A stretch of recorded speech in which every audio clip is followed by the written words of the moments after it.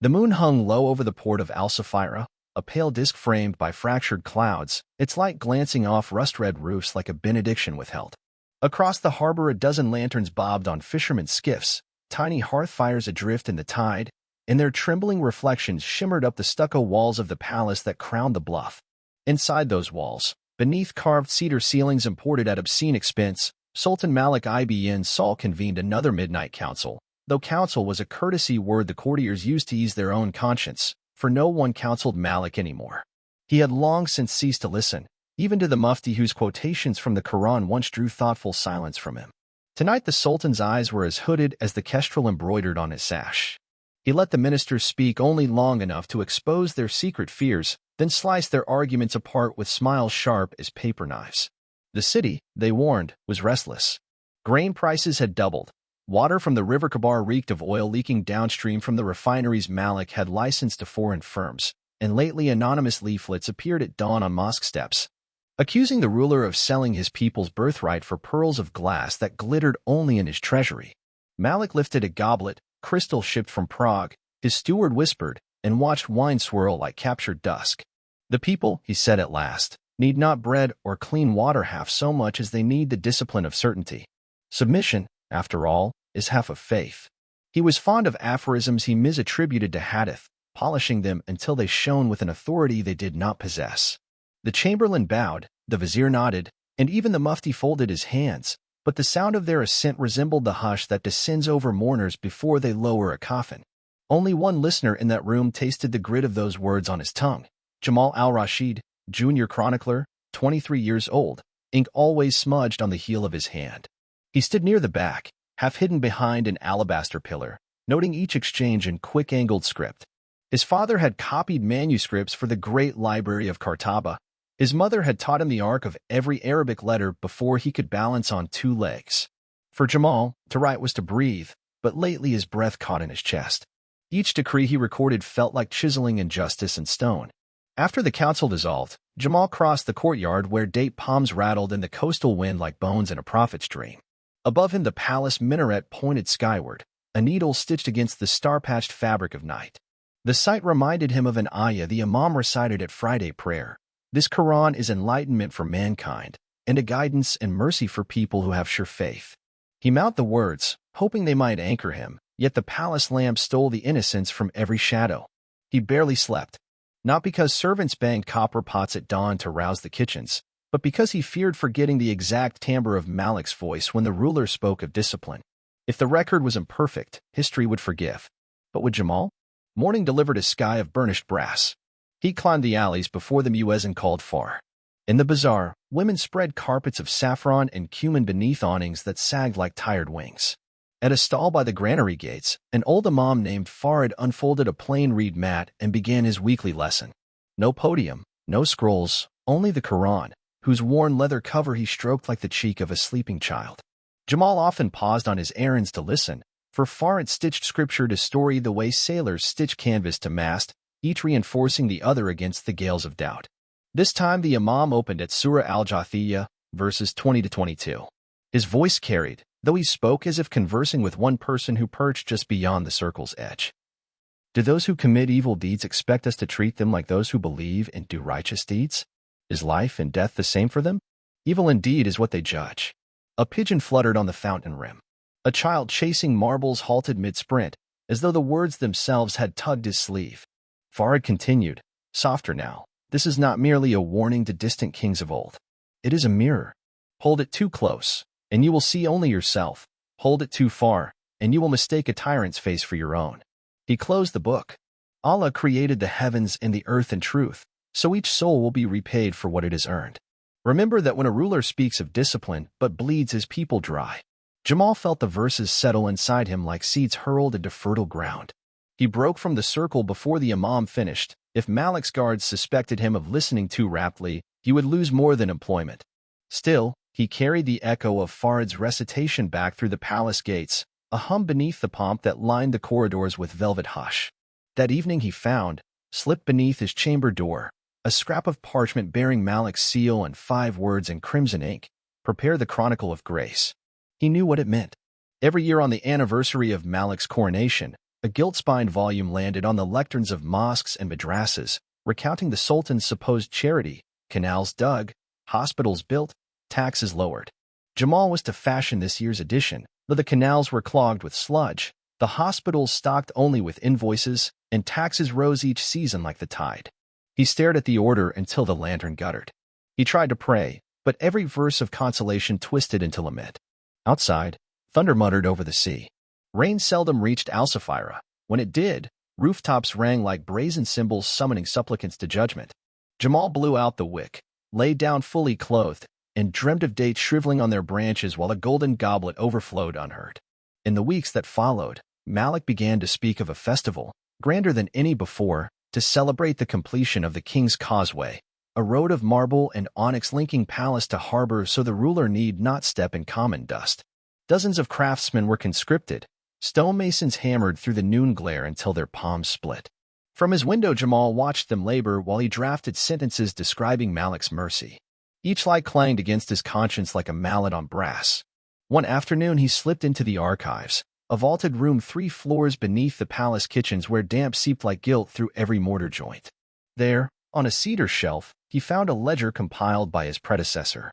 It contained lists, names of families relocated to make way for the ruler's gardens, numbers of barrels seized from fishermen to fuel chandeliers during state banquets, dates of floggings ordered when petitions turned unruly. Jamal reread the verse Farid had quoted. Is life and death the same for them? The question no longer hovered in metaphysical ether. It beat against his ribcage. He returned the ledger, but not before copying certain lines onto thin rice paper, which he folded and tucked into the lining of his sleeve.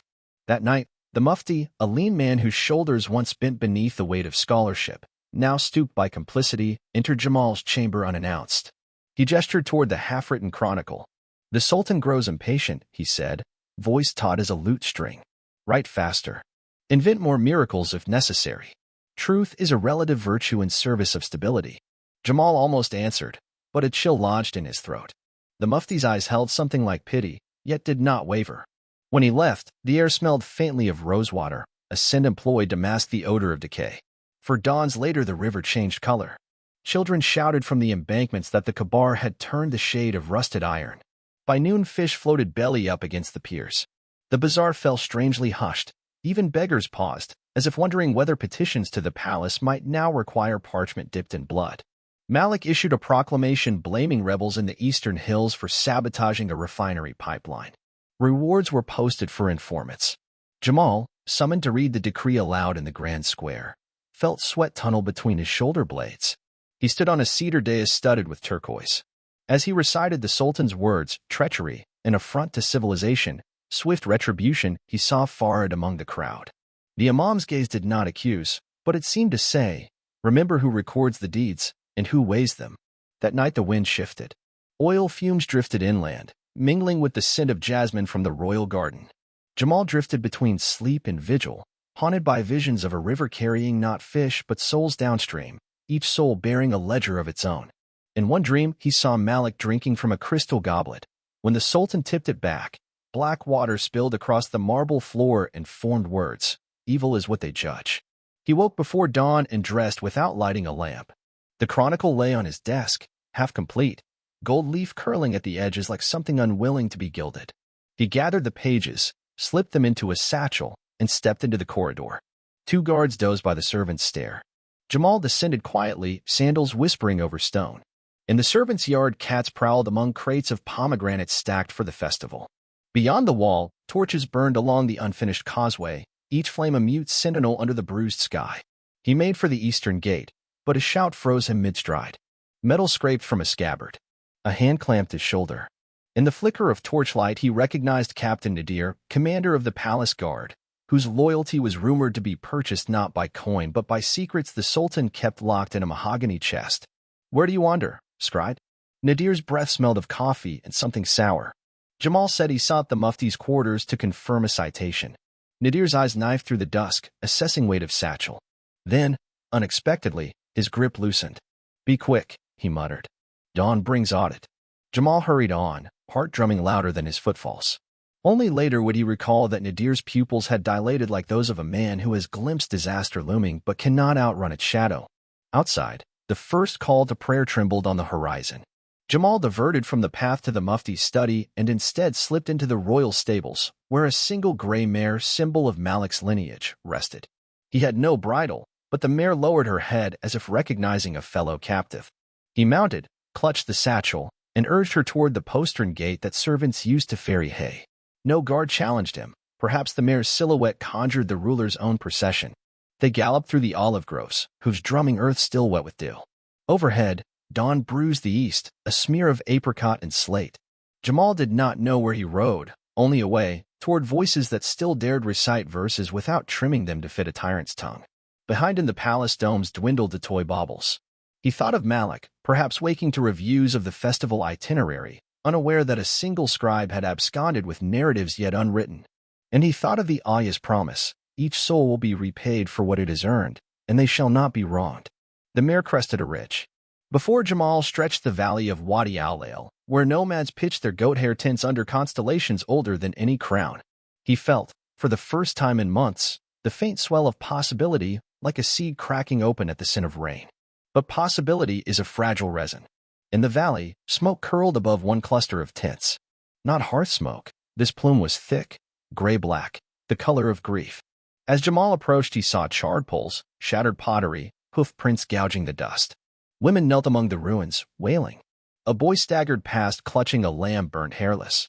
Jamal dismounted, whispered salam, and asked what had happened. Soldiers, an elder rasped. They said rebels hid among us. They burned our tents to be sure. She spat black phlegm, as though her lungs too were scorched. Jamal's chest constricted. He thought of Nadir's warning, dawn brings audit. Perhaps fires like this now dotted the map, marking every place Malik feared disloyal whispers. He offered water. The elder refused. She pointed to the satchel. What scrolls outweigh ash? He could not answer. Instead, he helped bury a child whose face the flames had spared, though the rest of him was bone. The prayer he recited tasted like rust. By dusk, Jamal reached the foothills where the eastern passes snaked into desert. Rumor held that rebels gathered there, though few agreed on their aims. Some called them zealots, others freedom fighters. He feared any army born of grievance might birth tyranny in its turn. Yet he carried the ledger copies like tender embers under cloth, and he needed a wind to stoke them into conflagration. A lone rider intercepted him, a woman in a faded green cloak, rifle slung across her back, face half-veiled but eyes resolute. She demanded name and purpose. When he answered, her gaze flicked to the mare. That horse belongs to the tyrant. Not anymore, Jamal said. He met her stare until she nodded. She guided him to a canyon where fig trees clung to rock. There, dozens of tents dotted terraces lit by lanterns half hidden behind boulders. The camp buzzed with the smell of lentils and wet wool. A murmured prayer rose as men and women unrolled mats toward the Qibla. Jamal watched them bow, silhouettes etched against a purpling sky, and felt his spine align with an axis long forgotten. He joined, forehead pressing dust that smelled faintly of sage. Later, over a small fire, he unfurled the rice paper copies. The rebel captain, Zara, the rider in green, read them silently. Shadows danced across her features, illuminating scars that traced her cheek like forked lightning. You risked this for us? She asked. For truth, he said. And for the river that no longer carries fish. Zara folded the papers. Truth is a blade. Handle the wrong edge, and you bleed before the tyrant does. She handed them back. But we have yearned for such a blade. A gust rattled the fig leaves above. Jamal glimpsed the camp, children dozing beside rifles, elders whispering Qur'anic verses to lull nightmares. He wondered if this, too, would twist into another court, another chronicle fashioned to gild fresh lies. Yet Farid's voice whispered, hold the mirror neither too close nor too far. He tucked the papers inside his robe. Allah created the heavens and the earth in truth, he recited under his breath, so that every soul may be repaid. Sparks rose from the embers toward the night, tiny stars ascending, perhaps to write their own chronicle across the sky. In that moment, Jamal understood that what he had stolen from the palace was not merely evidence, it was the possibility of reckoning. And possibility, once freed, rarely returns to its cage. The distant mountains bruised the horizon with indigo as dawn thinned into a frail silver line. Wind scraped across the canyon where Jamal had slept beside the half-dying fire, carrying with it the odor of the burned nomad camp miles behind him and the faint sweetness of wild thyme crushed under hoofs. He woke before the first bird call, pulse already drumming with the knowledge that he now lived past the edge of maps, an exile from the Sultan's scrolls and from the version of himself who once thought ink could shield him. Zara stood a few paces away, silhouette stark against the paling sky. She rolled her travel mat and buckled her rifle strap with motions practiced to silence. In the hush Jamal heard, like an undertow beneath ordinary sound, the breath of the other rebels as they rose for far. They moved without orders, shoulders brushing canvas, water ladled from a goatskin to rinse dust from faces, the low murmurs of Bismillah threading through air made holy by the fragility of their moment. After prayer, the captain beckoned Jamal toward a limestone ledge that looked east. "The caravan road lies there," she whispered. Below, a snake of torches wound toward the capital, each lantern swinging at the flank of a soldier or pack mule. "Supplies for the festival," Zara said. "Silks, sugar, firecrackers to praise a ruler who poisons his own river." Jamal's fingers tightened around the satchel that held his copied ledgers. "You mean to take the convoy?" "Not only that." She pressed a folded parchment into his hand. Its calligraphy was crisp, elegant, clearly penned by someone educated at court. "We intercepted this message 2 nights ago. Malik has ordered Farid the Imam arrested for inciting sedition. They will seize him at noon prayer and parade him through the bazaar as an example." Her jaw flexed, and for a heartbeat Jamal caught the grief beneath her command. Rebellion required masks, but sorrow had a way of leaking through the seams. He recalled the old teacher's steady voice, the verse that found its home in Jamal's chest. Allah created the heavens and the earth in truth. The thought of Farid shackled between jeering crowds struck him with the same shock as wading into the oil-darkened river. "Then we free him," he said, words rushing out before caution could dam them. Zara's eyes searched his for hesitation and, finding none, flickered with a dangerous light. 2 guards' uniforms await in the supply tent. "You will need to shave that scholar's beard." "Truth is still truth without a beard," he muttered, and she almost smiled. By mid-morning the sun glared like a brazier overturned upon the sky. Jamal rode at the center of a dust plume thrown up by 6 rebel horses disguised as a routine patrol. A coarse-wool tunic chafed his neck where his noble ink-stained robes had once rested. At his side Zara carried forged warrants bearing Malik's seal, painstaking replicas drawn by the camp's calligrapher, whose mother had been lashed for selling pamphlets. As they neared Al-Safira the streets narrowed, choking with vendors arraying festival wares, strings of colored glass beads, wooden toys shaped like sultans astride rearing lions, banners dipped in crushed pomegranate to mimic royal crimson. Drummers rehearsed a cadence meant to accompany fireworks, but the rhythm struck Jamal as a funeral march played backward. They dismounted beside the mosque where Farid lectured. Zara's gloved hand brushed the rifle hidden beneath her cloak. Jamal adjusted the scabbard of a ceremonial saber borrowed from the camp's modest armory. He had never drawn steel in earnest, yet another verse hovered. "Do those who commit evil think we will treat them as the righteous?" A question that now felt less like metaphysics and more like a summons. Inside, afternoon light spilled through lattice windows, dust motes drifting like slow sparks over rows of worshippers. Farid knelt at the mihrab, reciting from Surah 45 with unhurried conviction. "And so that every soul may be repaid for what it has earned." Each syllable rang against the tiled walls, and Jamal realized the old man spoke louder than prudence allowed, deliberately drawing the net around himself. 2 palace guards appeared in the doorway, halberds gleaming. Zara touched Jamal's elbow, soft as the footfall of a cat, then strode forward ahead of the real soldiers. Her voice cut the air. "By order of the Sultan, this imam is to be remanded to the Hall of Adjudication." She flashed the forged warrant. The official guards, perhaps reassured by the matching insignia, fell back a step, confusion fogging their eyes. Zara continued, "We have orders to escort him personally. Your detachment is needed at the river barricade. Rebels have been sighted." Mention of rebels snapped the soldiers' instincts. One barked a curse, the other pivoted to leave, eager for fresher prey. In that scant heartbeat, Jamal and Zara lifted Farid between them as though aiding an ailing elder. The imam's whisper brushed Jamal's ear, "So the seed germinates." They crossed the courtyard before suspicion thawed behind them. When it did, a shout speared the sullen heat. Zara shoved Farid toward the mare, now disguised under coarse saddlecloth, and drew her rifle in the same motion, firing a single shot that shattered a fountain's rim. Water geysered into sunlight, drenching onlookers and buying a moment of muddled shock. Hooves slammed cobblestones, the mare surged. Jamal clung to the saddle horn while Zara vaulted onto a second horse already tethered for flight. Farid gripped Jamal's waist. Behind, alarm bells clanged, their clangor melding with festival drums into a dissonant anthem for a city on the cusp of rupture. In the confusion, Market stalls overturned, pomegranates exploding underfoot, dyes blooming across the street like violent bouquets. Banners meant to glorify Malik tangled in skylines of laundry ropes, fluttering torn and directionless. Jamal glimpsed familiar faces, a baker who once slipped him warm bread, now cursing the dust, a child who used to chase marbles, eyes wide with a terror too old for his small frame. As they broke free of the bazaar, smoke rose from the harbor where the rebel vanguard, according to plan, had ambushed the supply barge. The plume's black coil stained the noon sky, echoing the oil-soaked river, a visible testament to verses Malik had ignored. They rode hard for the eastern gate, zigzagging through olive orchards. Farid began to cough, the jolting ride pulling at his joints. Jamal steadied him and realized with a start that the imam weighed almost nothing, as though fasting had hollowed bone, leaving only faith. At the outskirts, Captain Nadir and a dozen palace guards blocked the road. Sunlight flashed on their breastplates. Zara reined in, dust pluming around her horse's hoofs. Jamal's heart banged so loudly he thought the saber at his hip might vibrate. Nadir raised a hand, not to draw blades, but to signal silence. "Go," the captain commanded, voice flat. My men saw nothing. His gaze swept past Jamal, settling on the frail imam. "Keep him alive. The chronicle of grace will rot without his witness." Recognition dawned.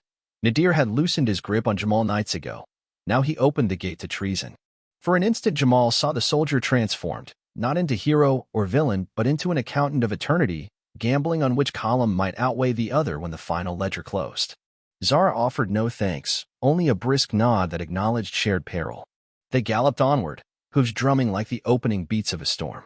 Twilight bled over the rebel canyon in bruised violets and carmine. Fires studded terraces, and a cheer surged as scouts announced Farid's rescue. He, however, asked first for water, then for a scrap of rug upon which to prostrate. When he rose from prayer, he faced Zara and Jamal, eyes luminous in the fireglow. "Do not make me a banner," he said. "I am a man, and men err. Let the Qur'an be banner enough." That night the council gathered. Zara, Jamal, Farid, and 3 elders whose hair carried the desert's frost. They spread maps stitched from smuggled surveyor charts and sketched plans on parchment overlaid with ayat in the margins, as though inviting revelation to annotate strategy. Malik's festival would commence in 5 days, culminating with his procession across the king's causeway. The rebels meant to turn that marble ribbon into the tyrant's gallows, figuratively, if fate allowed, literally, if circumstance insisted. The elders debated sabotage of the central arch, but Farid cautioned, justice that crushes indiscriminately sinks beneath the weight of innocent blood. Zara countered that Malik's bodyguards would never surrender him alive. The argument unfolded like a blade drawn, sheathed, then drawn again. Jamal watched, feeling the pulse of history quicken. He thought of the rice paper copies, the proof of Malik's crimes, and wondered if words alone could topple a regime built on swords bought with stolen tithes. In a pause between volleys, he spoke. "Let the chronicle tell its own tale. If we can plant the true ledgers in the palace library, affixed with the sultan's seal, the lie unravels from within. Even soldiers fear standing on a bridge whose pillars they know are hollow." Silence settled. Farid's smile was weary but wide. "Ink can be a fuse," he murmured. Zara's gaze weighed Jamal's proposal against the heft of steel, then nodded. "We split the mission," she decided. "One team undermines the causeway, non-lethal, enough to expose vanity. Another returns these ledgers where Malik least expects treason, his own shelves." She tapped the parchment map at 2 points like twin heartbeats aligning. Jamal's fate inked itself there. Before dawn he prepared. The ledger copies were sewn into the lining of a narrow scroll case lacquered in green, the palace's ceremonial color. He dressed in scholar's robes reclaimed from a sympathizer in the city, garments fragrant with cedar and risk. Farid approached carrying a quill older than Jamal's apprenticeship. "My men are pinned Quran with this," the imam said. "May your hand guide it into its final margin." Jamal tucked the quill behind his belt and set off with 2 companions, Rafi, a silent mason whose hands knew the secrets of stone, and Layla, once a street acrobat, now courier and picklock. Under cover of starlight they wound through the foothills, descent lit only by the occasional lantern flaring in shepherd huts like fireflies stranded on earth. At the city walls the festival had transformed Al-Safira into a glowing maw. Torches crowned ramparts, fireworks bloomed in trial sparks, and music spilled from courtyards where nobles rehearsed dances extolling Malik's reign. The trio slipped through a drainage culvert Rafi had widened days earlier. Water, black with oil, and night, licked their boots. Jamal muttered a supplication, "O turner of hearts, keep my heart firm upon your way. They emerged in a garden ravine behind the royal menagerie, where captive peacocks drowsed with tails dragging like torn banners. Layla scaled a trellis and looped a rope. The others climbed after. Within minutes, they threaded palace corridors muffled by carpets thick as moss. Jamal's memory of hallways guided them past tapestries he once catalogued. Alexander at Isis, Solomon debating ants, celestial charts whose stars were rubies no astronomer had ever sighted. At last they reached the archive vault, a brass-inlaid door etched with verses extolling knowledge. Layla knelt, tools glinting. Tumblers yielded with a sigh. They slipped inside. Shelves rose in dim tiers, scrolls like ribs in a leviathan's chest. Somewhere nearby, night steward's sandaled footsteps faded. Jamal laid the forged chronicle beside the gilt spines of previous years, gloved fingers steady despite the pounding in his ears. Then he placed the copied ledger beneath it, binding them with silk thread embedded with Malik's wax seal, a replica, yet indistinguishable in lamplight. Whoever opened the volume would find two hearts beating out of sync, praise and condemnation braided so tightly neither could be excised without tearing the page. Rafi planted charges, small clay nodules of resin that, when lit, would smolder just enough to scorch the archive air, releasing acrid smoke but sparing lives. A distraction, nothing more. He winked at Jamal, lips twitching in the first smile Jamal had seen crease the mason's scarred face. Layla whispered, "Time." They retraced steps. At the outer parapet, fireworks detonated overhead, masking the dull pop of Rafi's charges. Smoke ribboned up the tower vents. Bells clanged. The palace roused like a beast prodded from slumber. The trio melted into the festival crowds now flooding avenues for the midnight rehearsal. Jamal felt a lightness, half elation, half dread, as if he had leapt from a crumbling wall and not yet discovered whether the ground waited or wings had sprouted. In the square, dancers spun beneath cascading sparks. Their silk sleeves caught the ember glow, and for an instant the revel felt beautiful, tragic, unstoppable, as though the city danced on the rim of revelation. Somewhere deep in the archive, a steward would soon pry open the chronicle, choking on smoke and contradiction. Tomorrow rumors would flicker like kindling, that Malik forged his own hagiography, that ledgers proved farmers starved to furnish the palace kiln. Downstream, fish rotted. Upstream, the truth surfaced gasping but alive. Jamal slipped through the throng, every footstep echoing the verse that had accompanied him since the bazaar. Evil indeed is what they judge. And beyond it, the promise, each soul repaid. The city's minarets speared the sky, frail lances against a throne's weight, yet somewhere above them an unseen ledger balanced the moment on its cosmic quill. He did not know whether marble would crack tomorrow beneath Malik's horse, or whether ink alone would topple the crown. But he knew the parable already lived, not on parchment, but in the tremor between festival drums and funeral bells, in the hush before Farid spoke, in the widening eyes of a child who realized rulers, too, could answer to a justice larger than walls. And in that hush, Jamal heard wings, maybe only pigeons scattering from rooftop coops, maybe angels descending to bear witness. Either way, the air quickened, charged with the electricity of stories aching to finish the sentence history had begun, so that every soul may be repaid. Morning broke like glass over Al-Safira, each shard of sun slicing the sea into bright shivers that stabbed the harbor walls.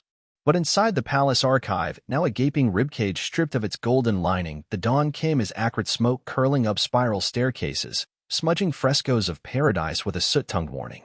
Apprentices staggered through the haze, clutching scrolls that whispered two stories at once, Malik's pageantry and Malik's predation. By the time the flames guttered out, the contradiction had already leapt the marble balustrades and raced into the city on the backs of servants, scribes, and one terrified librarian who ran straight from his post to the Friday market, waving a half-charred ledger like an oracle gone feral. Rumor feeds faster than fire. Before the second call to prayer, the bazaar buzzed with talk of phantom ledgers proving the Sultan auctioned wheat abroad while river fish floated up dead. Shopkeepers spoke in riddles, careful of eavesdropping informants. Did you hear the king's portrait cracked its own frame? No, brother, the paint melted from the heat of stolen tithes. The words mutated, but the heat stayed constant, radiating out from the palace the way desert warmth seeps into stone until even night cannot cool it. Jamal drifted through the murmur like a ghost still tethered to the living. He and his companions had slipped back to the rebel canyon before dawn, yet he returned to the city alone by mid-morning, disguised once more as a junior courier from the royal mint. The plan demanded eyes inside the capital until the festival climax, Zara in the hills with the demolition crew, Farid hidden in a scholar's cellar, penning sermons to be smuggled among the crowds, Jamal the visible thread stitching rumors to proof. Each roll fit like an ill-sewn garment, pinching where it rubbed conscience. Near the mosque of Qadi Idris, a knot of children gathered around a street poet who balanced on an overturned crate, reciting improvised couplets that gouged the sultan's vanity with rhyme the way pickaxes chip marble. He gilds the moon with counterfeit grace. But river mirrors show his true face. Each line drew giggles, then gasps, then the hush of fright when a city guard rounded the corner. The poet bowed as if finishing a paid performance and melted into the crowd. The guard's gaze skimmed the onlookers, landing on Jamal's courier badge, then sliding past. Authority sees only what confirms its map. Jamal pressed on, pulse quickening. He carried nothing incriminating, yet guilt is a scent hounds learn quickly. In his mind verses spiraled, and evil indeed is what they judge. The Qur'anic refrain, once abstract meditation, beat now like war drums in his ribcage. That afternoon Malik convened an emergency tribunal in the Hall of Adjudication. Marble columns stood like frozen thunderbolts, veins of blue calcite catching torchlight. Once Jamal had admired their craftsmanship, now he saw only prison bars disguised as grandeur. Summoned clerics knelt beneath the dome while Malik, cloaked in indigo silk, paced the dais with a predator's patience. Beside him the mufti read aloud a proclamation blaming forged manuscripts, planted by apostates for the archive fire. Listening from the periphery, Jamal noticed the mufti's hands trembling. Ink blotches freckled his cuffs like premature bruises. But Malik's voice remained smooth as oiled jade. "Find me the ink that bleeds rebellion," he commanded, "and I will excise it." He ordered checkpoints on every bridge, curfews at dusk, random searches of satchels for contraband scrolls. He spoke of defending truth, yet each edict tightened the noose around truth's neck. As scribes hurried to copy the decrees, Jamal slipped out, nausea pooling beneath his sternum. Outside he nearly collided with Captain Nadir. The guard's uniform looked recently scrubbed, the brass polished past protocol, as if he wanted every glint to blind suspicion. Nadir's voice, pitched barely above the clamor, brushed Jamal's ear. "The Sultan believes the rebel heart beats beyond the walls," he said. "He has not yet looked under his own breastplate, but the moment approaches." A pause, then, "Tell Zara the eastern stanchion of the causeway hides a fault line. Shell it there, and marble will scream without burying the innocent." Before Jamal could answer, Nadir strode off, commanding 2 spearmen to follow. Treason in plain sight moves fastest. Night draped over the canyon camp like ink too thick to dry. Zara bent above a parchment map, marking a crimson X where Nadir's intel suggested fracture. Rafi, the taciturn mason, traced the line with one calloused finger, nodding at the subtle genius, weakened the load-bearing rib, so that weight alone reveals the tyrant's vanity. No need for explosions that could kill spectators. Truth could pry stone apart as surely as powder. Farid listened, face lit by firelight and conviction. "Remember the verse," he reminded them all. "Allah created the heavens and the earth in truth. Our task is to let the created order rebuke corruption, not to become corrupt in rebuttal." His gaze met Jamal's, and for a moment the younger man saw both the tenderness and iron in the imam's spine. Plans unfurled. Zara's team would infiltrate the causeway under cover of festival fireworks 2 nights hence, implant slender wedges of tempered steel and resin in pre-existing cracks, then retreat before dawn. Jamal would re-enter the palace archives during the spectacle's height to retrieve the real master ledger, the one he dared not copy for fear of discovery, and deliver it to Farid, who would recite select entries at the great mosque courtyard at Far, turning prayer into witness. Yet every scheme balanced on rain-wet twine. Malik's paranoia had thickened patrols. Markets throbbed with soldiers checking sacks for scrolls. Desert roads bristled with roadblocks where caravans were gutted for contraband. The city felt like a citadel besieged from within, each heartbeat a hammer on its gates. Still, rebellion feeds on tight spaces. Layla, the former acrobat, invented new routes across rooftops, mapping a sky-level labyrinth invisible to foot patrols. Merchants who once bribed palace officials now seeded their date crates with hidden quarto pamphlets quoting Qur'an alongside ledger entries. He demands submission but refuses accountability. Is that not idolatry wearing a crown? Copies sprouted faster than guards could torch them, because paper burns, but ideas volatilize and drift on every wind. The eve of the festival arrived like a storm front. Air heavy, colors too saturated, every sound, bell ring, hawker's cry, mule bray vibrating at nervous pitch. Malik's courtiers donned brocade the hue of minted dinars, streets unfurled carpets dyed royal crimson, though dust soon muted their luster. Children rehearsed choruses praising the Sultan's benevolence, their high voices fluttering like caged finches. Jamal stood near the harbor gargoyles, waiting for the sun to sink enough that fireworks could justify the sky's darkness. The satchel across his chest held a single artifact, the archivist's skeleton key, procured by Layla after an acrobatic romp through laundry lines above the steward's quarters. That key in his memory of corridor shadows would have to carry him back into the beast. As twilight bled into indigo, he heard the first drumroll, festival prologue. Lanterns bloomed along the causeway. Barges in the bay lit torches, their reflections rippling like molten coins spilled by a careless deity. With the crowd's gaze turned seaward, Jamal slipped into an alley that smelled of tallow and salt grime, followed it to his servant's postern he'd once catalogued on an inventory scroll. The gate's latch accepted the skeleton key with a sigh that sounded almost resigned. Inside, the palace thrummed with absence, most staff ordered out to attend street festivities. Echoes followed Jamal down muraled corridors. King Solomon discussing ants, Alexander bridging continents, images once meant to elevate Malik's lineage but now mocking in their grandeur. He reached the archive door. Smoke stains from the earlier distractions still bruised the lintel like thumbprints of guilt. The lock clicked open. Rows of scrolls glimmered under lamplight, as though knowledge had turned to dormant embers waiting a single breath to blaze. Jamal navigated to the restricted alcove where ledgers bound in sharkskin cataloged every tithe and seizure. He located the volume marked Year 9 of Malik ibn Saul. Its spine cracked like a joint long and used. Inside, columns of figures told the story no poet need embellish. Weak convoys rerouted to desert armories, river purification funds siphoned to import swans for the palace lake, fees extracted from funerals to finance foreign glass chandeliers. Each entry a nail, each page a plank, together they shaped a coffin. He tucked the ledger into a burlap wrap, replaced its shelf slot with a decoy volume filled with blank parchment, inked edges forged by Zara's artisans so no steward would notice until too late. One breath, two. He closed the cabinet. On the way out his foot brushed something small, a quill, broken, charred at the tip. Perhaps the steward had dropped it after the smoke incident. Jamal picked it up, an unplanned keepsake of the archive's cracked facade, then stilled. Footsteps. Two guards entered the hall, murmuring about a runaway poet. Lantern light jittered over their helmets. Jamal pressed into the vault's deepest shadow, heartbeat thrashing like a netted bird. One guard paused at the half-open door, sniffed stale smoke, shrugged, and moved on. When silence thickened again, Jamal slipped into the corridor, snaked through servants' passages, and emerged onto a balcony overlooking the marble plaza.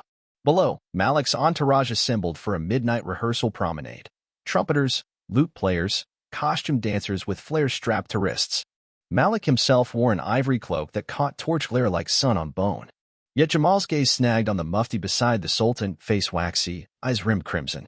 Regret clung to the man like mildew on parchment, but he bowed when commanded, the weight of complicity folding him double. Jamal retreated inside, navigated to the western kitchen wing, and escaped through a ventilation shaft. He had breathed palace air for years. Now it tasted sterile, vacant, like lungs exhaling their last claim. In the alley, he discarded scholar's robes, donned a laborer's cloak stained with olive press residue, and melted into festival throngs. Fireworks screamed overhead, spirals of white heat clawing the sky. Amid the ooze and applause, Zara and Rafi would be on the causeway now, wrenches and steel wedges hidden beneath ceremonial garlands. Jamal imagined them sliding tempered slats into hairline cracks, resin flowing like quicksilver into stone's capillaries, hardening under night air. A silent surgery, architecture realigning with moral law. He quick-stepped through the delirious streets, ducked beneath floating lanterns shaped like phoenixes. At the Grand Mosque gate, he handed the ledger to a courier youth who knew only the password, River Reborn. The boy hid the bundle under sacrificial mats near the ablution fountain. Tomorrow, at Farid would retrieve it. Task completed. Jamal allowed himself to breathe, and in that breath he sensed what he had not dared name. Fear not for himself. He had made peace with mortality the night he stole the royal mare, but fear that prophecy could sour into revenge. That once marble cracked and ledgers cried out, blood might still answer louder. Guide my people from fury to justice, he prayed, unsure whether he meant the rebels or the citizens or his own divided heart. Hours before dawn, in the canyon camp, Zara's team returned with dust-caked boots and a single chipped wedge of marble, proof the causeway's spine now bore its own indictment. She placed the fragment near the campfire like a relic reclaimed from a bygone dynasty. Sparks leapt upward. The marble glowed, white veins pulsing. Rafi washed his hands in a basin, the runoff water cloudy with powdered stone, as though he rinsed sin itself. Farid recited an ayah softly. We set before them two paths. They chose the path of perdition. His eyes, reflective as well-worn jasper, lifted toward the horizon where false dawn tinted clouds. Tomorrow the city sees which road ends in chasm. Jamal, sleepless, walked beyond the last tint, found a boulder still warm from yesterday's sun, and sat facing Al-Safira's distant glow. The city lights pulsed like a wounded heart. From this height the streets seemed veins, the palace's silver clot blocking mercy's flow. Somewhere inside that maze, Captain Nadir kept vigil, balancing treachery and duty on a blade's edge. Somewhere, the Mufti perhaps knelt in private shame. Somewhere, Malik likely reviewed parade choreography, blind to cracks beneath his own feet. A desert wind shifted, carrying the faint scent of salt and engine smoke from the poisoned harbor. Jamal cupped his hands, wondering if redemption could be held, or if it must be inhaled, taken in on faith, like air, even when laced with ash. In the black bowl of sky above him, stars burned with silent ferocity, each a pinprick in the veil separating temporal from eternal. He traced an imaginary ledger there, misdeeds and restitutions, tyrants and scribes, rivers polluted and rivers cleansed. The balance, invisible yet inexorable. Tomorrow the causeway would bear the weight of a ruler and the judgment of stone. Tomorrow the ledgers would speak in the mosque courtyard, ink unmuzzled. Tomorrow the parable would step from scripture into streets, wearing the dust of real feet. And Jamal understood at last that stories chosen by God do not end on parchment. They stride into cities, breathe through rebels, crack marble, and, when necessary, ride a gray mare into valleys where hope takes root among ruins. He rose as the first thin light licked the canyon rim. In that threshold between night and day, he whispered the verse once more, not as plea, but as proclamation. Each soul will be repaid for what it has earned. The wind carried it toward Al-Safira, a seed born on unseen currents. Whether it would bloom into mercy or judgment lay beyond Jamal's reach, but not beyond God's calculus. And that, for the moment, was enough to steady his heart for dawn.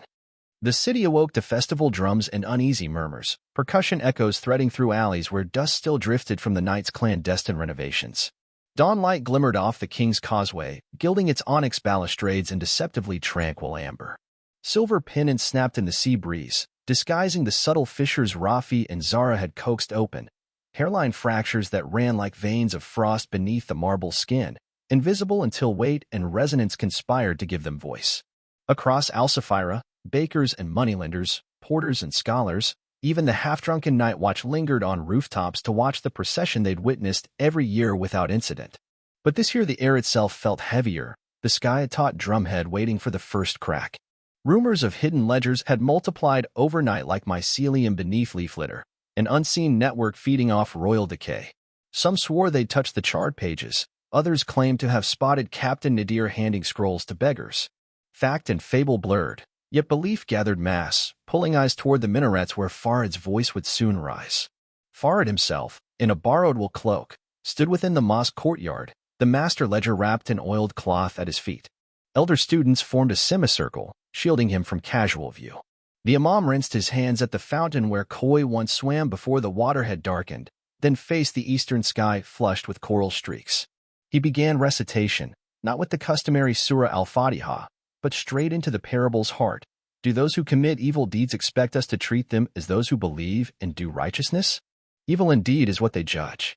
His voice was not particularly loud, yet the courtyard acoustics and dawn hush carried each syllable beyond the colonnade, through open shutters, into kitchens where servants halted mid-cut of pomegranate. With the verse still hanging like a struck bell, Farid untied the cloth and lifted the sharkskin ledger. Its cracked spine and ink-blotched margins lent it a gravity no gilded chronicle could match. This, he said, is a witness scroll. Numbers inscribed by the Sultan's own accountant. They tally wheat withheld from the orphan granaries, dinars extorted for lanterns no pauper will ever see lit, the sale of rights to the river whose poisoned breath you smell each morning. Gasps rippled outward. A spice merchant stepped closer, hands trembling. A midwife whispered Astaghfirullah. Above them, pigeons stirred under the vaulting, startled by the surge of human heartbeat. Farid turned a page, and the margin golden graffiti proclaimed Chronicle of Grace, an earlier forger's attempt to rename theft as mercy. He struck the title with his quill, leaving a jagged slash of black. Allah created the heavens and the earth in truth, he continued, quoting verse 22, so that every soul may be repaid for what it has earned. Here's the earning of our ruler. Let the repayment arrive by the hand of the Almighty, or by the courage of his servants, whichever he decrees first. At the courtyard's edge a pair of palace constables pushed forward, sabers half-drawn. But Captain Nadir's lieutenant, planted among the worshippers, stepped into their path. He barked an order about resecuring the maritime gates, wielding a forged dispatch bearing Malik's signet. Conflicted training ward with habit, the constables obeyed, retreating at a jog. The lieutenant exhaled quietly, then disappeared into the throng before gratitude could fix him in place. In the palace, Malik donned his triumphal regalia, a cuirass of beaten copper etched with verses praising justice, though the craftsman who engraved them had died in debtor's prison. The mufti adjusted the ceremonial sash, fingers twitching as if each knot bound another layer of his conscience. Trumpets blared the departure fanfare. Courtiers fell into glittering columns. Dancers twirled torches that hissed like trapped cobras. Malik stepped onto the portico and accepted the cheers of citizens, some sincere, many rehearsed, some merely afraid not to applaud. He did not see Jamal in the crowd beside the palace wall, clad in docker's linen with ink-stained fingernails hidden under grime. Jamal's gaze flicked between Malik's ivory mantle and the balustrade above. No cracks showed yet. He felt paradoxically calm, as if the parable's climax belonged not to flesh and blood but to the architecture of destiny, and all he must do was witness. The procession moved. Lute strings, hoofbeats, cymbal crashes timed the fireworks that launched in daylight, their sparks faint against the sun. Children scattered petals. Eunuch choirs intoned hymns about rivers of milk and honey. When the cavalcade turned onto the King's Causeway, an anticipatory hush rippled along the harbor front, like the intake of breath before a diver leaps, unsure if water or stone awaits. Rafi crouched with Zara atop a watchtower half-ruined by last year's monsoon. Through a crack in the parapet they saw Malik's stallion place its first polished hoof on the marble. Rafi whispered, "Listen for the song of stone." Zara's knuckles whitened around a signal flare bright as dragon fire if needed. But they were not saboteurs now. The causeway itself would sing. At 10 paces onto the span, Malik's stallion snorted, jangling its silver bridle. Subtle vibration traveled beneath its shoes, unsettling the beast's cadence. Malik frowned, but the crowd's fever drowned private doubts. Another 10 paces, a brittle ping like cut glass flicked the air. Courtiers glanced at one another. On the quay a fisherman murmured a quick bismillah. Then, without theatrics, a seam opened from the eastern stanchion to the third arch, a delicate smile of descent widening millimeter by millimeter. It did not collapse, it simply revealed itself, a raw fault bleeding pale dust. The sound was less an explosion than a weary exhalation, as though the bridge had carried one light too many. Chunks of veneer flaked, clattering into the tide like cracked shells. The stallion reared, Malik reined hard, cloak flaring. Guards rushed to steady the animal, but the marble beneath their boots moaned. Trumpeters faltered mid-note. Spectators gasped. Some cried sabotage, others divine censure. In the watchtower Rafi exhaled a prayer of relief. The structural grief performed exactly as calculated. Enough spectacle, no slaughter. Malik, sweating beneath his crown, spun toward the mufti riding behind him. "What trick is this?" he hissed. The mufti's expression dissolved, as though the fracture had split his resolve too. He looked up at the thunderclouds gathering over the bay and muttered the verse Jamal once heard him quote in council, but now in its entirety. Evil indeed is what they judge. Malik's eyes widened, not in piety, but in sudden fear of abandonment by his last apologist. Crowd rumble swelled, a tide about to break seawalls. Zara raised the flare. Its crimson plume streaked the dull sky, signaling rebels across rooftops. Document, not destroy. From multiple vantage points scribes and hawkers unrolled linen banners painted overnight with phrases from the newly unveiled ledger. Funeral taxes for glass ships. River tithe for swan feathers. Grain sold to buy marble. Like arrows of ink they pierced the palace narrative, fluttering over heads too numerous for guards to silence. Jamal pushed forward, letting his docker disguise fall as he climbed a stack of amphory for height. "Citizens," he called, voice raw. "Look upon the bridge. It cracks because the numbers beneath it are false. Gold cannot cover rot." Faces turned, old men leaning on canes, young women clutching infants, even soldiers whose spears dipped a little from parade rest. "Read the ledgers," Jamal pressed. "Faith without accountability is idolatry.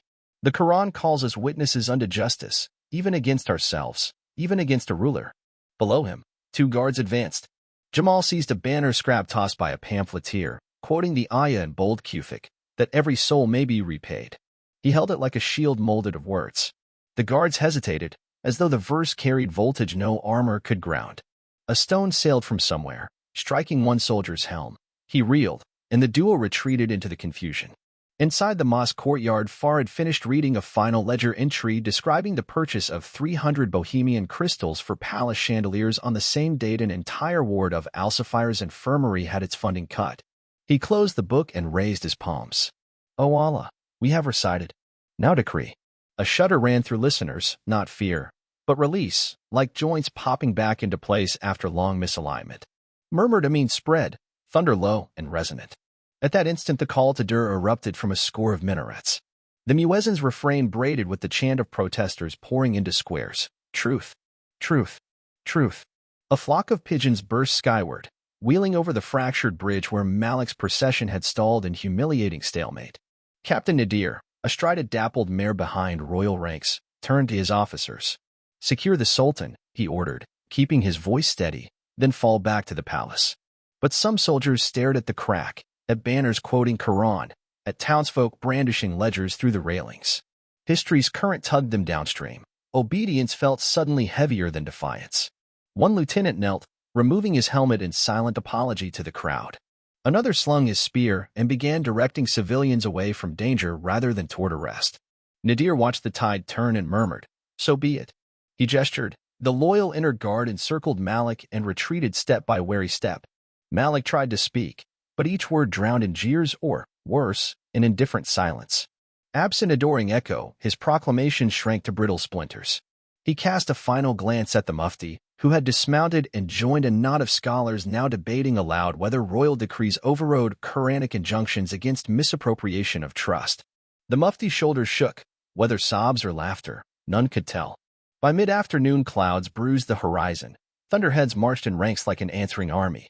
The crowds parted along the quays as rain began, first hesitant, then in sheets that battered banners flat and washed dust from frescoes. On the river, patchy oil sheens broke apart under pelting drops, releasing trapped gasps of fish now visible in cleaner eddies. Children shrieked with delight, scooping water in palms to see if the poison smell had lessened. Some swore it had. Jamal wandered the riverside, soaked to bone, but inside him a pilot light burned steady. Zara appeared, rain sluicing over her hair like molten steel. She offered a tired grin. "No martyrs today," she said. Stone spoke louder. Rafi joined, holding a fragment of the causeway's veneer that had sheared free during the crack, polished marble on one side, rough calcareous truth on the other. He handed it to Jamal. "Keep a souvenir," the mason said. "Reminder that facades fail." Farid arrived under an awning, ledger dry beneath his cloak. "The people have seen," he said simply. In the distance, palace gates slammed as Malik's escort vanished behind walls that no longer felt permanent.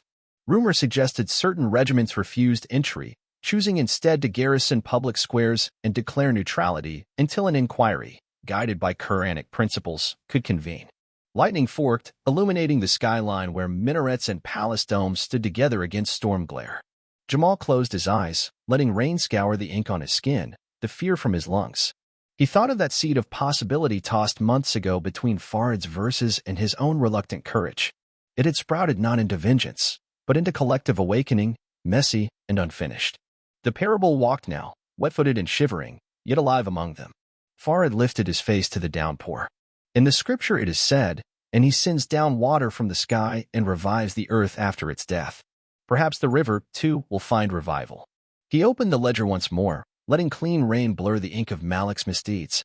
The act was neither erasure nor absolution. The numbers existed now in memory, in testimony, in resolved hearts. Paper could dissolve, justice had already leapt the page. Zara extended her hand to Jamal. "There will be councils, mediations, maybe even civil strife. The story isn't done." He clasped her wrist. "I know. But today the bridge cracked. And tomorrow?" she asked. "Tomorrow we repair, not to hide faults, but to bear weight honestly." Thunder applauded, or warned, impossible to say.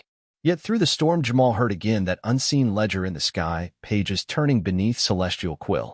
The balance had shifted, not finalized, never static, but nudged toward equity by ink, by stone, by the chorus of ordinary throats chanting scripture against tyranny. He tightened his grip on the marble shard and whispered an ayah that had traveled with him from palace to canyon and back. Allah is swift in reckoning.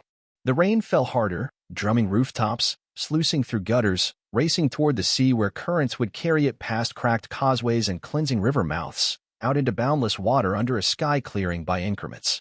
Jamal felt in that rhythm a new narrative composing itself, still provisional, yet earnest, dynamic, and, most of all, theirs. Rain tapered into drizzle just before dawn, leaving the city wrapped in a mist that smelled of wet limestone and the faint petroleum ghosts the river still exhaled. The thunder had marched east during the night, and with its departure a hush lay over Al-Safira, as though the clamor of drums, banners, and breaking marble were half-remembered fever. In that hush Jamal found himself walking the King's Causeway once more, this time among masons and apprentices who probed the open fissure by lamplight. The crack looked smaller in morning gray, yet more honest, a vein pulsing with stories no chisel could erase. Rafi knelt at the fault line, tapping with a cedar mallet and listening for hollow notes. "We'll patch it," he said, voice low to avoid rousing the soldiers posted at each arch, but not with lies. "We'll leave a scene visible," said a bronze plaque quoting the ayah about recompense.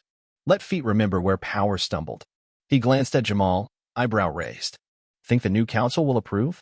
"Depends who sits on it," Jamal answered, surprising himself with the coolness of his tone, as though civic governance were suddenly an ordinary errand like buying figs. Yet the very ordinariness felt radical. Yesterday Malik had stood on this path wearing copper armor etched with borrowed scripture. Today the armor lay locked in a storeroom, and Malik himself sat under provisional guard in the Citadel Library, once his vault of curated fictions, now repurposed as holding cell until scholars and jurists convened to weigh charges against him. The city had not erupted into carnage. There had been scuffles, yes, one royalist regiment fired into the air outside the mint before surrendering to the crowd chanting truth above gold. A handful of shop windows shattered when looters mistook upheaval for license. But Farid's dawn recitation, echoing through the minaret loudspeakers like a spine across the city's consciousness, had steadied the recoil. He read ledger excerpts while invoking the prophet's warning that the unjust ruler is the most destructive beast in the earth, and warned listeners that vengeance, too, could turn beastly if untethered from taqwa. So by nightfall elders were escorting frightened palace cooks to safe houses, and youths were sweeping glass from stoops beneath Qur'anic couplets scribbled in chalk, "Let not hatred of a people lead you away from justice." Now sunlight diluted the mist, revealing citizens carting buckets of river water to makeshift filtration barrels. Children perched on the embankment cheering every live fish sighted near the surface, a fraction of yesterday's mortality, perhaps omen of recovery. At a portable stall manned by Zara and Layla, copies of the unredacted chronicle flew off the trestle, ink still tacky. People pressed coins into an honesty jar. Though no price had been named, it filled faster than they could make change. Jamal helped fold pages for an old blind calligrapher who insisted on distributing them by touch, tracing the letters with reverent fingers before pressing them into eager palms. Over the rooftops the Mufti's residence loomed, shutters barred. Rumor said he had sealed himself inside with a single lantern and a stack of Malik's former decrees, reading each aloud and then, trembling, striking it through with his pen while repeating La Allah wa la quwwata illa billah. Repentance, perhaps, or futile ritual. Jamal hoped it was the former. Every soul needed a path back. By noon the ad hoc civic majlis gathered in the central madrasa. 20 elders, 7 women merchants, 5 artisans, 3 junior military officers, and Farid, who refused chairmanship but agreed to open with Qur'an.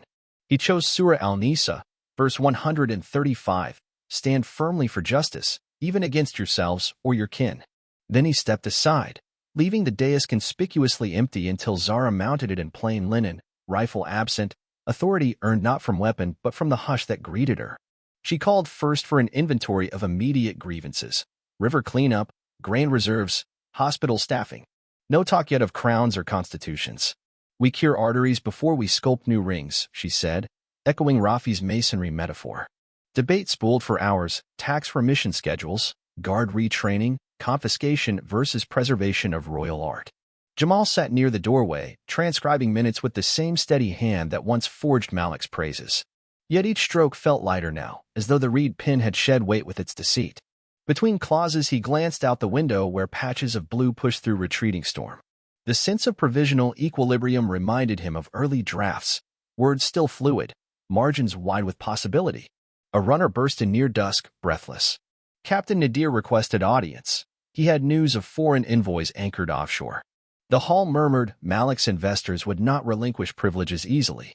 A quick vote invited Nadir inside.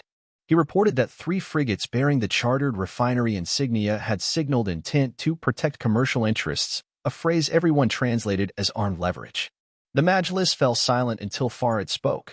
We greet them with transparency, not defiance. Let them see the ledgers. If they defend theft, their complicity will damn them in the eyes of their own people. Zara added that harbor piers could be blockaded with scuttle barges if negotiation failed. The council nodded, truth first, firmness second. That evening torches ringed the half-mended causeway while artisans affixed Rafi's bronze plaque. Jamal read the inscription by Fireglow. This scene marks the day words outweighed marble. Allah created the heavens and the earth in truth, so that every soul may be repaid for what it has earned. Surah 45:22.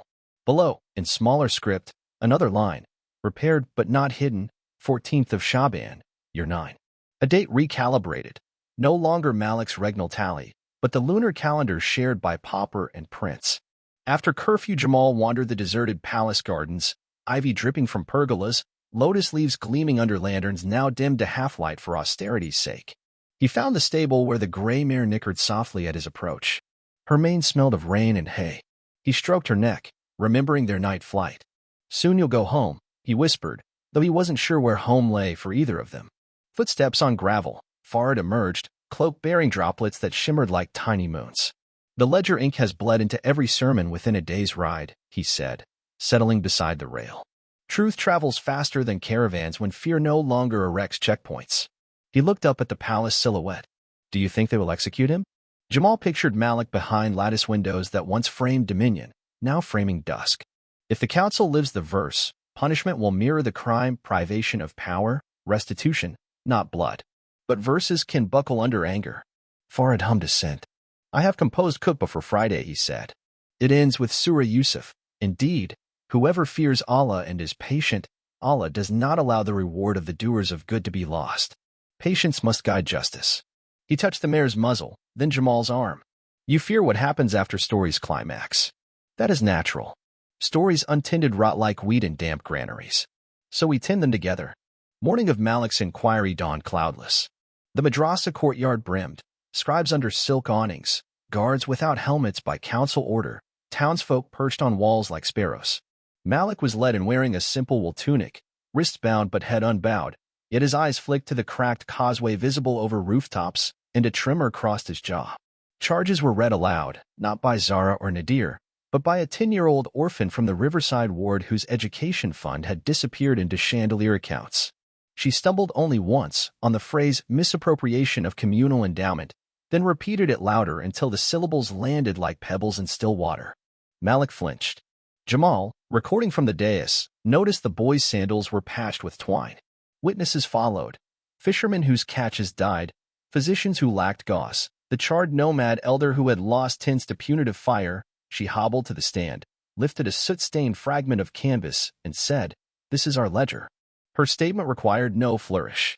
The crowd's murmur felt like an ocean inhaling. When testimony ended, Malik was offered the floor.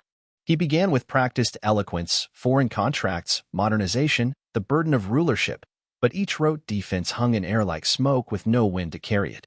He shifted to scripture, quoting, "Obey those in authority among you," but Farad gently corrected. The verse continues, "If you differ in anything, refer it to Allah and His Messenger." We have referred, and the Messenger condemns betrayal of trust. The Mufti, gaunt and sleepless, corroborated. He produced documents showing he'd been coerced into rubber-stamping fiscal edicts under threat of exile. His voice cracked on the word coerced, as if exhaling a thorn lodged for years. Deliberations lasted through midday heat. Finally, Zara announced sentence. Malik would forfeit all assets to a public reconstruction fund, live under supervised house arrest in a coastal monastery, and labor daily copying Quran manuscripts for distribution to provincial schools. His own hand transcribing the words he had once twisted. If he refused, exile to the desert with only bread and water. No beheading, no dungeon.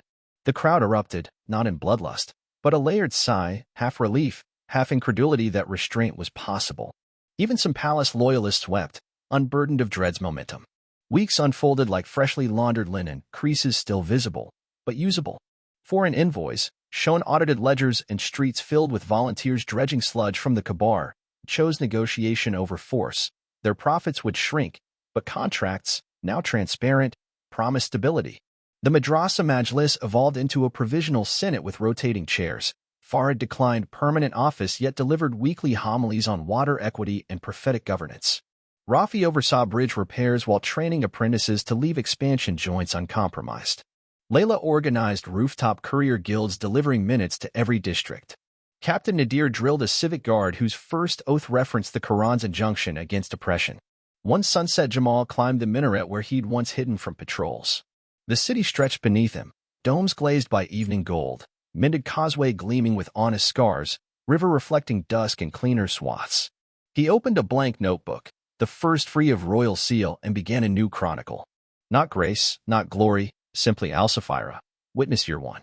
He wrote of fishermen lobbying for marsh-reed filters, of bakers donating unsold bread to hospital wards, of children painting tiles to replace defaced palace mosaics. Lines tumbled onto paper like clear water down a channel finally unblocked. As darkness pooled across rooftops, the mosque loudspeaker crackled, Farid's voice reciting Surah Al-Araf. And when your Lord proclaimed, "If you are grateful, I will surely increase you. But if you are ungrateful, my punishment is severe." The verse folded over the city like a gentle but unyielding hand. Gratitude would require work, dredging toxins, auditing funds, negotiating with proud tribes, teaching the next generation to read both scripture and spreadsheets. Punishment lurked in neglect. Jamal closed the notebook. On the horizon lightning flickered, dry season storms brewing, but he felt no dread this time. Storms exposed, cleansed, renewed. Beneath him the minaret's spiral staircase awaited descent, step after honest step. He breathed the night air, salt, cumin, faint tar, and something bright, metallic, the scent of possibility smelted into tools. He whispered the verse that had traveled every mile of revolt. Allah created the heavens and the earth in truth, so that every soul may be repaid. Below, lanterns sparked to life along the riverside walk where children pulled stone-rimmed nets through water that no longer stank of rot. Each lantern flickered a testimony, tiny yet cumulative, stitching light across the scars of city and story. Jamal turned the page, dipped his pen, and let the narrative flow, unbroken, unfinished, alive.